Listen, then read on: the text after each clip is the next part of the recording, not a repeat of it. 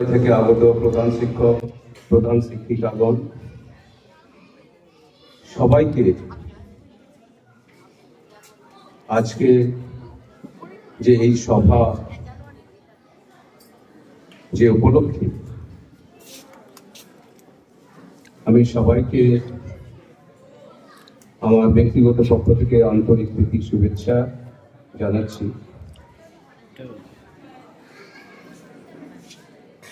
এতক্ষণ আমার সম্বন্ধে অনেক কিছুই বলা হলো, অনেক কিছুই অতিরঞ্জিত ভাবে বলা হয়েছে। আমার মনে হয়েছে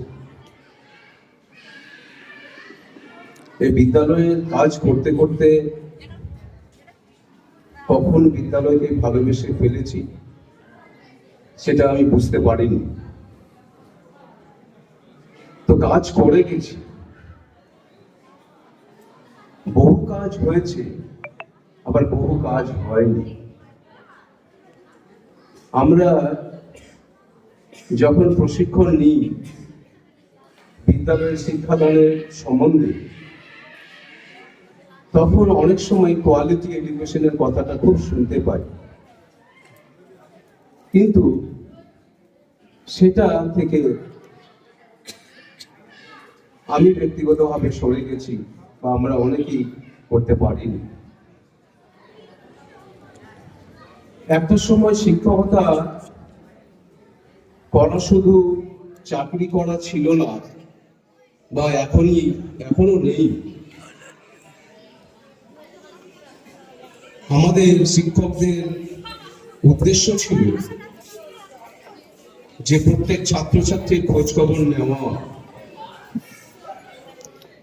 তাদের বাড়ি বাড়ি যাওয়া, তারা কেমন আছে তাদের খোঁজ খবর নেওয়া। সেটা থেকে আমরা অনেকেই সরে গেছি। সেই জায়গায় দাঁড়িয়ে আমি গতকাল যখন অবসর নিয়েছি, তখন আমার মনে হলো যে ছাত্রদের সঙ্গে আমার সম্পর্ক সরে গেছে, সেটা যেমন ঠিক, এবং এটা আরেকটা কথা যে তাদের বাড়ি বাড়ি যাওয়ার একটা সুযোগ রয়েছে, তাদের যে অভিভাবক আছে তাদের সঙ্গে ভাব বিনিময় করার সুযোগও রয়েছে। আমার জন্ম এই মাদারগাছিতে, এবং এই বিদ্যালয় এবং পার্শ্ববর্তী প্রাথমিক বিদ্যালয়ে আমার পড়াশোনা, এবং এই বিদ্যালয়ে অষ্টম শ্রেণী পর্যন্ত পড়াশোনা করেছি। তারপর পরবর্তীতে ডালখোলা এবং রায়গঞ্জ হয়ে যাদবপুর থেকে আমি পড়াশোনা করেছি। ঘটনাচক্রে 1986 সালে আমার এই বিদ্যালয়ে চাকরি করার সুযোগ হয়েছিল, অথচ আমি তখন ঢুকিনি। এবং পরবর্তীতে আমি 96-এ ডালখোলা উচ্চ বিদ্যালয়ে শিক্ষকতা শুরু করি। ডালখোলা উচ্চ মাধ্যমিক বিদ্যালয় আমার হচ্ছে মাদার স্কুল। সেখান থেকে হঠাৎ করে প্রধান শিক্ষক হওয়ার একটা সুযোগ আসে বা ইচ্ছা হয়, তখন এই বিদ্যালয়ে আমি আসি। সেটা হচ্ছে 2007 পয়লা জুন, এবং 16 বছর 6 মাস আমার এই বিদ্যালয়ে আসার, প্রধান শিক্ষক পড়ার সুযোগ হয়েছে। তো আজকে আমার সম্বন্ধে অনেক কিছু মূল্যায়ন করা হলো, যেটা অনেকটাই অতিরঞ্জিত মনে হলো, এবং অনেক কিছু কাজই আমার অসমাপ্ত থেকে গেছে। যেমন এই বিদ্যালয়ে খেলার মাঠের বাউন্ডারি এখন অব্দি হলো না। যখন মাধ্যমিক এবং উচ্চ মাধ্যমিক পরীক্ষা হয়, তখন সবাই এটার জন্য কর্তৃপক্ষ নজর দেন এবং ফেন্সিং করে। এবং আমরা চেষ্টাও করেছি সেটা করার, কিন্তু এখনো অব্দি করে উঠতে পারিনি। এইরকম বহু কাজ যেগুলা পরিকাঠামো দরকার সেগুলো আমরা করে উঠতে পারছি।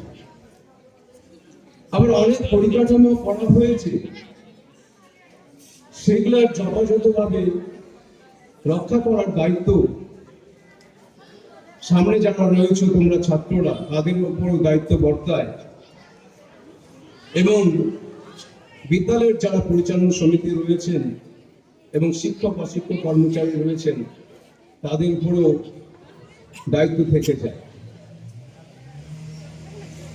তবে একটা কথা আমি শুনেছি,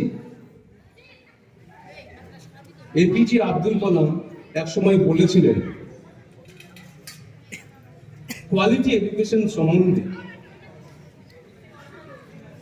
যে আমরা বিদ্যালয়, স্কুল, বিদ্যালয়, কলেজে সুন্দর পরিকাঠামো দেখি, কিন্তু কোয়ালিটি এডুকেশন দেখতে পাই না। অথচ আগে যখন স্কুলগুলো, কলেজগুলো, বিদ্যালয়ের পরিকাঠামো কিছুই ছিল না, তখন কোয়ালিটি এডুকেশন ছিল। এই জায়গাটার দিকে দৃষ্টি দিয়ে আমরা পরিকাঠামো যেমন দরকার, তার সঙ্গে সঙ্গে কোয়ালিটি এডুকেশন, মানে আমরা পুঁথিগত শিক্ষা দান করি,